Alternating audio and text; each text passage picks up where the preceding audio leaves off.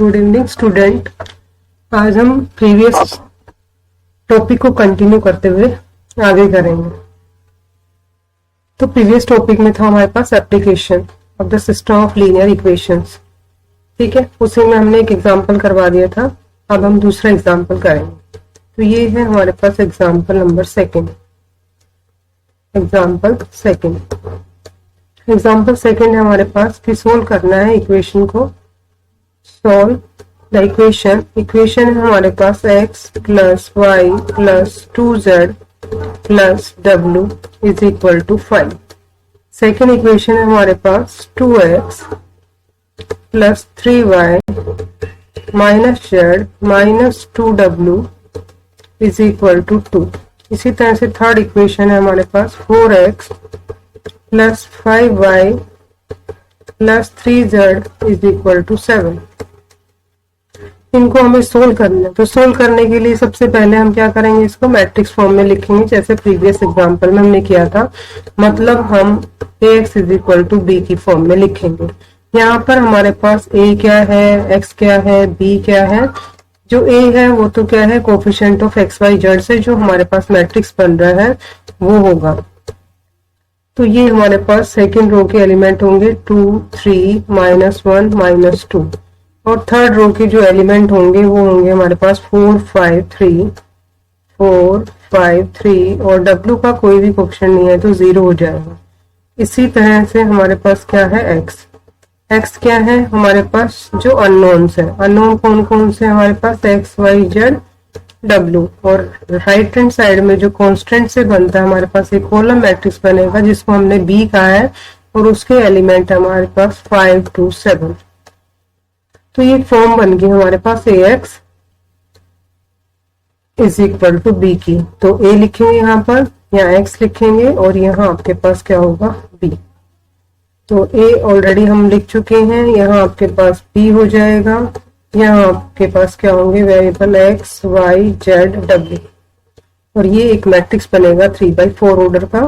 और ये है हमारे पास 1 1 2 1। नेक्स्ट है आपके पास 2 3 -1 -2। नेक्स्ट है आपके पास 4 5 3 0। ठीक है, तो ये हमारे पास मैट्रिक्स आ गया और इसको हम क्या करेंगे, सोल्व करेंगे। तो सोल्व करेंगे तो सबसे पहले हमने क्या बताया था आपको, हम ऑग्यूमेंटेड मैट्रिक्स लिखेंगे। तो ऑग्यूमेंटेड मैट्रिक्स हमारे पास क्या होगा यहाँ पर, तो system of equation is consistent. अगर कंसिस्टेंट है तो रैंक क्या होना चाहिए हमारे पास, गिवन मैट्रिक्स का और ऑग्यूमेंटेड मैट्रिक्स का हमारे पास सेम होना चाहिए। तो हम ले रहे हैं कि ऑग्यूमेंटेड मैट्रिक्स। ऑग्यूमेंटेड मैट्रिक्स में हम कैसे लिखते हैं, इस तरह से लिखते हैं। ए अभी हमने लिखा था, तो ए के एलिमेंट थे हमारे पास 1 1 2 1। सेकेंड रो के एलिमेंट थे हमारे पास 2 3 -1 -2 और थर्ड के थे 4 5 3 0। लेकिन ऑग्यूमेंटेड मैट्रिक्स में हम क्या करते हैं, बी को भी साथ लेके चलते हैं। तो बी के एलिमेंट थे हमारे पास 5 2 7। सबसे पहले हम देखते हैं कि लीडिंग एलिमेंट हमारे पास क्या है, यहाँ पर 1 है तो कोई चेंज नहीं करना। ठीक है, और अब हमें क्या करना है, इसको सबसे पहले रिड्यूस करेंगे किसमें, एक्लियन फॉर्म में। तो we reduce it to echelon form. Echelon form में हम इसको रिड्यूस करेंगे। जब हमने इसको रिड्यूस किया एक्लियन फॉर्म में तो ऑपरेशन लगाने पड़ेंगे। तो ऑपरेट करेंगे हम, तो ऑपरेशन लगाएंगे तो ऑपरेटिंग किस को ऑपरेट करेंगे हम, R2 एंड R3 को। R2 पर तो हमने लगा दिया R2 माइनस में 2 टाइम ऑफ R1 और R3 पर हमने क्या लगाया, R3 पर ऑपरेशन लगा दिया हमने क्या, R3 माइनस से 4 टाइम ऑफ R1। तो आपके पास क्या आ जाएगा यहाँ पर चेंज होके ऑग्यूमेंटेड मैट्रिक्स क्या आ जाएगा, ये हो जाएगा। फर्स्ट रो को हमने चेंज नहीं किया तो फर्स्ट रो आपकी एज इट इज रहेगी। तो हमने एज इट इज लिख दिया 1 1 2 1 और 5। इसको किया था तो ये 0 हो गया। 3 -2 टाइम्स तो ये 1 हो जाएगा। -1 -2 टाइम्स किया तो ये आपके पास -5 हो गया। ये भी, ये आपके पास -4 हो जाएगा। इसको 2 टाइम्स किया तो ये माइनस का 8 हो गया। इसी तरह से इस पर लगाया 0 हो जाएगा, क्योंकि 4 टाइम करके माइनस किया है। ये 4 टाइम किया तो माइनस किया, यहाँ आपके पास -5, ये -4, और इसको करेंगे तो आपके पास आ गया -13। ठीक है, अब हम ऑपरेट करेंगे R3 को। तो ऑपरेटिंग क्योंकि हम देख रहे हैं कि R2 और R3 दोनों सेम दिख रही हैं, तो R3 माइनस क्या कर दें हम, R2 कर देते हैं। तो आपके पास क्या आ जाएगा, जब हमने ऑपरेशन लगाया, किस पर ऑपरेशन लगाया हमने, तो R3 पर ऑपरेशन लगाया, तो आपके पास क्या बन जाएगा, ऑगमेंटेड मैट्रिक्स। तो इस मैट्रिक्स को हम दोबारा से लिखेंगे और ये इक्विवेलेंट टू आएगा हमारे पास। किसके इक्विवेलेंट टू आएगा, फर्स्ट और सेकंड रो पर हमने कोई ऑपरेशन नहीं लगाए, इसलिए फर्स्ट और सेकंड हमारे पास एज इट इज रहेंगे। और थर्ड पर लगाया है तो थर्ड आपके पास ये 0 हो गया, और हमने इसको माइनस किया था, तो जैसे ही हमने माइनस किया, माइनस के 13 और प्लस का 8, कितना आ जाएगा आपके पास, -5।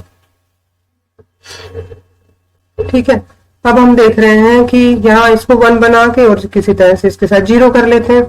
तो हमने क्या किया, इसको 1 बनाने के लिए डिवाइड कर देते हैं या तो, ठीक है, तो हम R2 पर ऑपरेशन लगा देते हैं, डिवाइडेड बाय 5 करें तो आपके पास क्या वैल्यू आएगी, यहाँ पर डिवाइडेड बाय 5 करेंगे तो ये 1 आ जाएगा। कर सकते हैं इसको। तो ऑपरेटिंग R3 पर लगा दिया हमने 1/5 टाइम ऑफ R3, और नेगेटिव का कर दे तो ये माइनस का है, ये पॉजिटिव बन जाएगा आपके पास। तो आपके पास ऑगमेंटेड मैट्रिक्स क्या बन जाएगा, यहाँ पर ये बन गया आपके पास। फर्स्ट पर कोई ऑपरेशन नहीं लगाया, सेकंड पर भी कोई ऑपरेशन नहीं लगाया, हमने लगाया थर्ड पर, और थर्ड को भी हमने नहीं भी लगाते तो भी अपना हो जाता, लेकिन हमने क्या कर दिया, यहाँ ऑपरेशन लगा दिया और इसको 1 बना दिया। ठीक है, और ये क्या आ गई, विच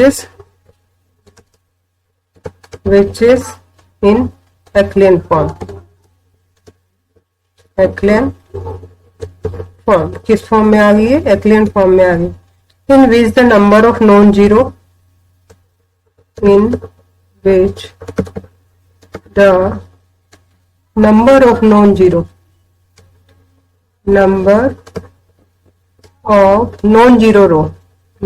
रो कितनी है, 3 है।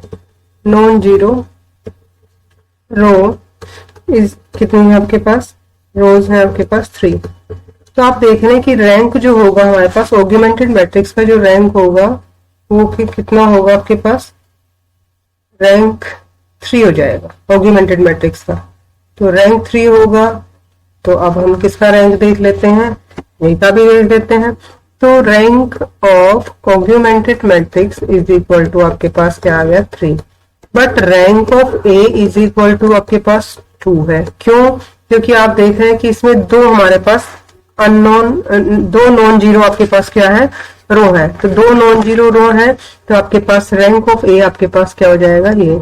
तो आप देख रहे हैं कि यहाँ पर आपके पास ए में आ रहा है 1 1 2 1 0 1 -5 -4, और थर्ड रो के सारे एलिमेंट आपके पास 0 है। तो रैंक आपके पास number of non zero row कितनी होगी, यहाँ पर number of non zero rows is equal to 2। तो रैंक जो है आपके पास ऑगमेंटेड मैट्रिक्स का और गिवन मैट्रिक्स का जो है, हमारे पास एक मैट्रिक्स का जो रैंक है वो हमारे पास दोनों इक्वल नहीं है।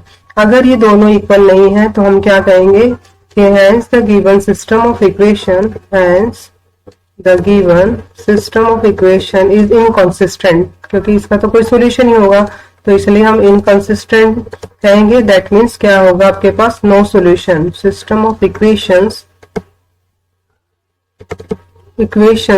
Is inconsistent. तो हमने वर्किंग रूल में आपको बताया था कि इनकंसिस्टेंट कब होगा, कंसिस्टेंट कब होगा। कंसिस्टेंट 2 केसेस में होगा, जब हमारे पास rank equal to number of unknown आ जाए। दोनों के rank of the augmented matrix और rank of the given matrix, मतलब A matrix is equal to number of unknown.